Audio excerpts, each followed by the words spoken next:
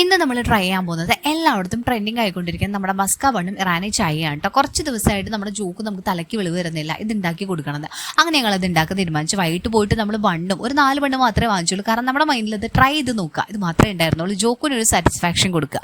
അങ്ങനെ നമ്മൾ ബണ്ണ് വാങ്ങിച്ചു, മിൽക്ക് മെയ്ഡ് വാങ്ങിച്ചു, അതുപോലെ തന്നെ ബട്ടറും വാങ്ങിച്ചു.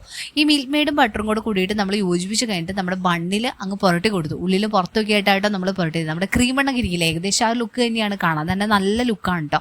ഇതിൻ്റെ ഒപ്പം തന്നെ നമുക്ക് കോമ്പിനേഷനായിട്ട് നമ്മുടെ ഇറാനി ചായ വേണമല്ലോ. ഇറാനി ചായ എന്നുള്ളൊരു പേര് വെക്കുമ്പോൾ തന്നെ അറിയാം അതൊരു വെറൈറ്റി ചായ. സാധാരണ ഒരു ചായ ഉണ്ടാക്കുന്ന പോലെ അല്ല അത് ഉണ്ടാക്കുക.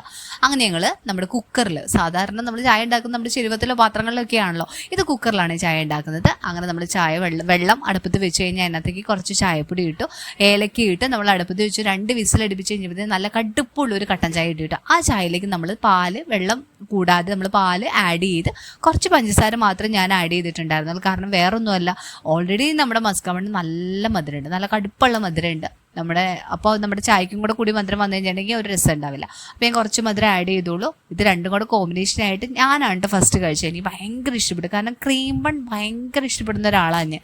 മധുരം നന്നായിട്ട് ഇഷ്ടപ്പെടുന്ന ഒരാളാണ്. അതുകൊണ്ട് തന്നെ എനിക്ക് ഇത് ക്രീം ബണ്ണിനേക്കാളും കുറച്ചും കൂടെ എനിക്ക് ഈ മസ്ക ബൺ ഭയങ്കരമായിട്ട് ഇഷ്ടപ്പെട്ടു.